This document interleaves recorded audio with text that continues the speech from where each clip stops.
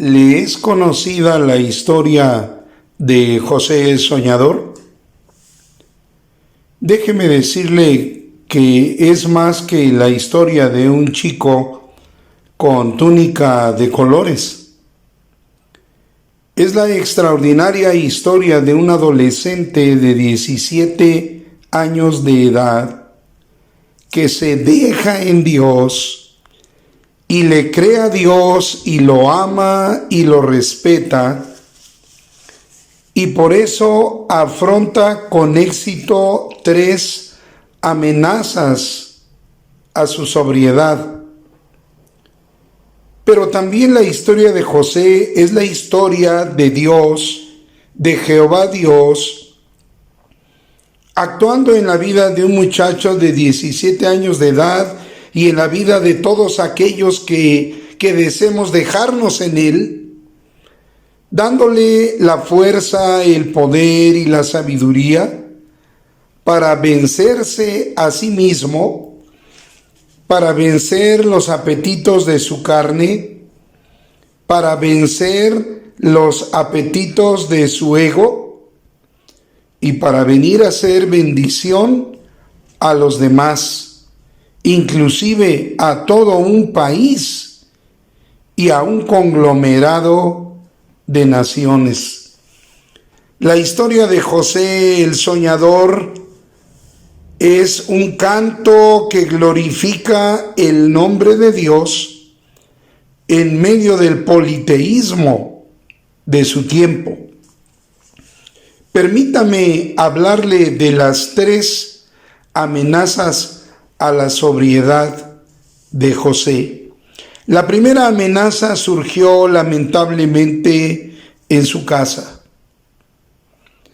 Digo lamentablemente porque es en el hogar, en la casa, en la familia, con los hermanos, con papá y mamá, donde se crean los lazos afectivos más entrañables. Y cuando surge algún conflicto, las ofensas y las heridas dejan huellas más profundas, duelen más. La historia de José dice que sus hermanos descubren que es el hijo consentido de papá y llegan al punto de tramar cómo matarlo. ¿Sí? ¿Oyó usted bien? ¿Cómo matarlo? Matar a su hermano. Pero como siempre ocurre en quienes aman a Dios, la misericordia de Dios interviene y finalmente lo venden a unos mercaderes en calidad de esclavos. Toda esta triste historia está narrada a detalle en el libro del Génesis, capítulo 37. Los hermanos de José estaban ebrios de envidia. Estaban fuera de sí, estaban sin juicio. Bien dice el proverbista que la envidia es carcoma de los huesos. Bien dice el rey Salomón que vanidad y aflicción de espíritu es la envidia, los celos. De ahí que el apóstol Pablo nos exhorta a no contender ni envidiar, sino vestirnos del Señor Jesucristo. Curiosamente y para sorpresa de todos, José no buscó la ocasión de vengarse, de maldecir a su parentela en lo absoluto.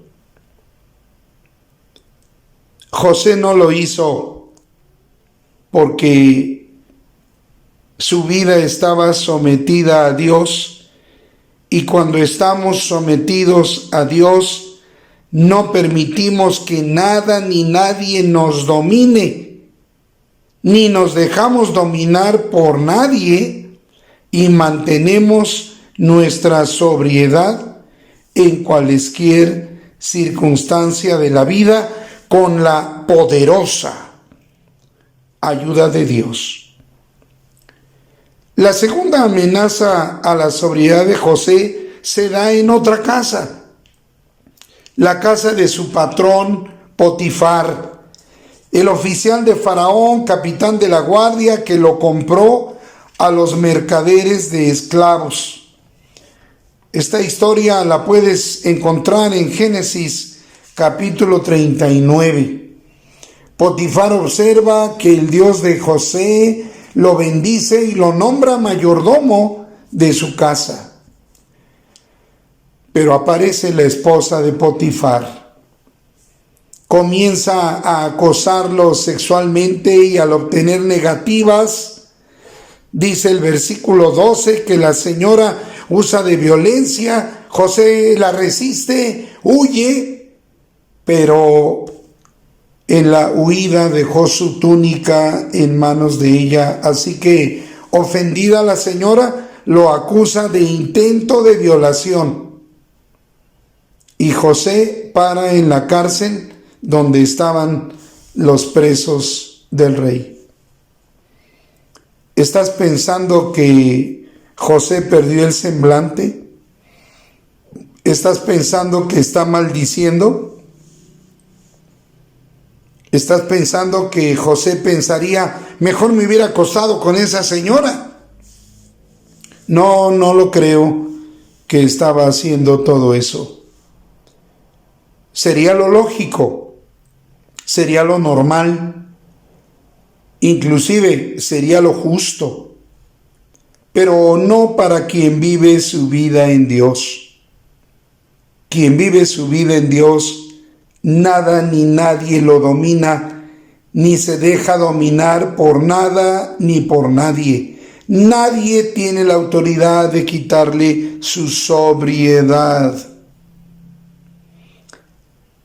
¿Se imaginan que a los 17 años de edad un jovencito rechace relaciones sexuales con una adulta que se lo está pidiendo, seguramente afirmándole que todo será un secreto?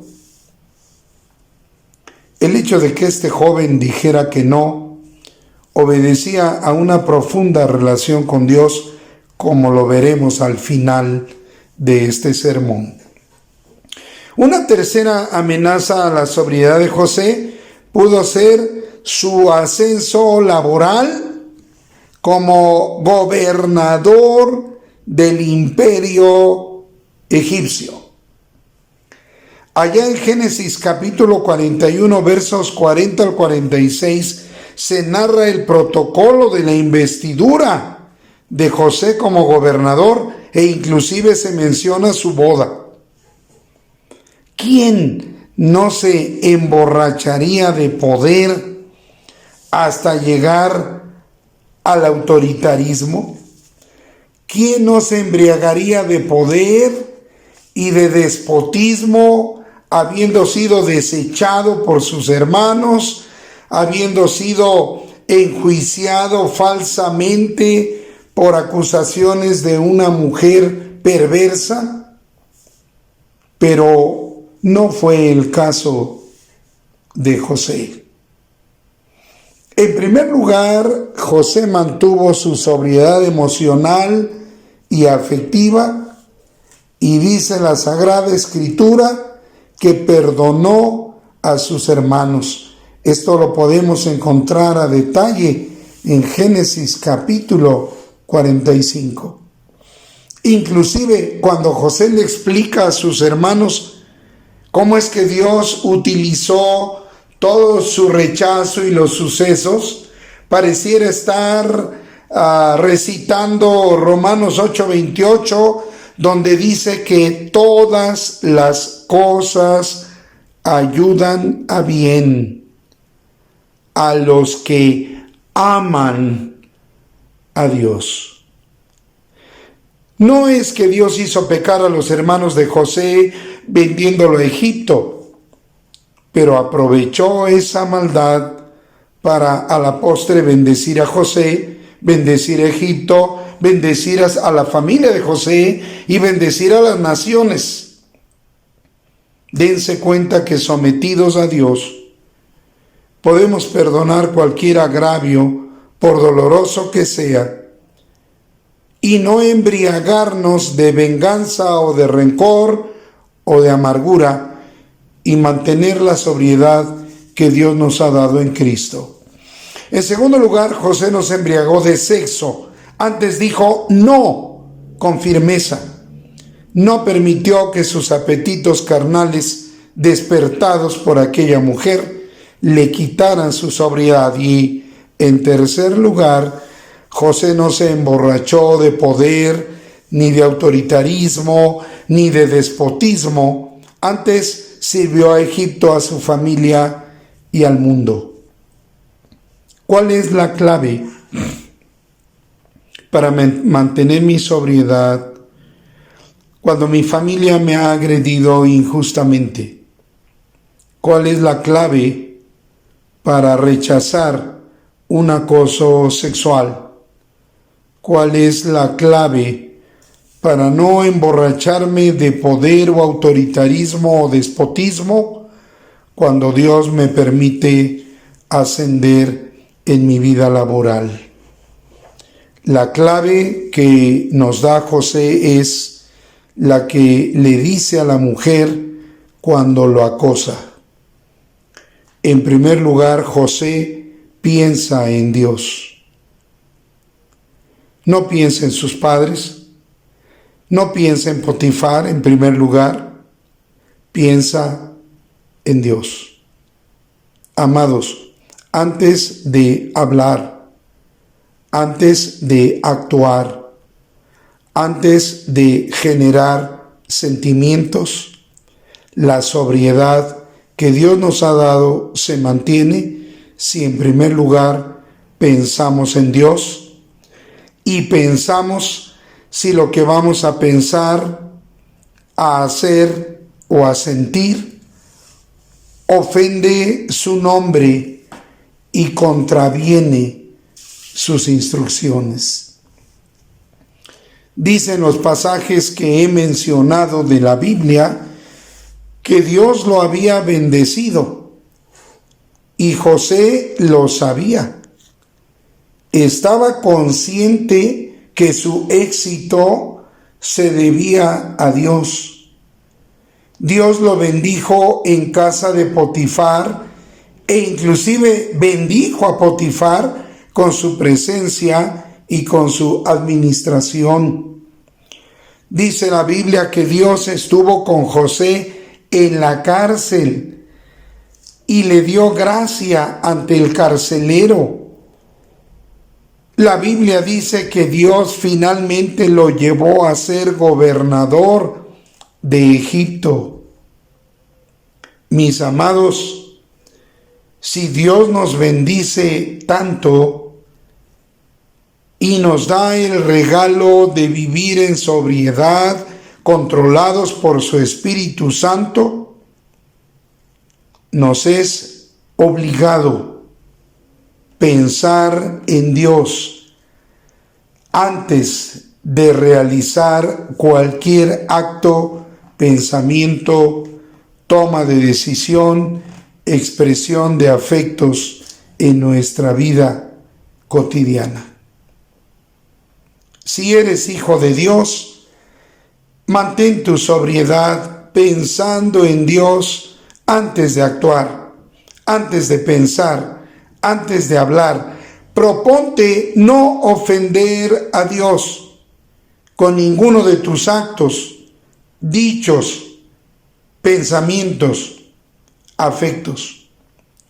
Si no eres hijo de Dios, acércate a Él por medio de Jesucristo y logra la sobriedad en todos los momentos de tu vida que solo Dios puede darte. Gracias, Dios, por el estado de sobriedad al que nos has llevado mediante la persona de tu Hijo Jesucristo y la obra de tu Espíritu Santo. En medio de un mundo que da rienda suelta a sus apetitos, te rogamos que nos sigas dando el privilegio de vivir en sobriedad para honrar y glorificar tu nombre. Lo pedimos en Cristo tu Hijo. Amén.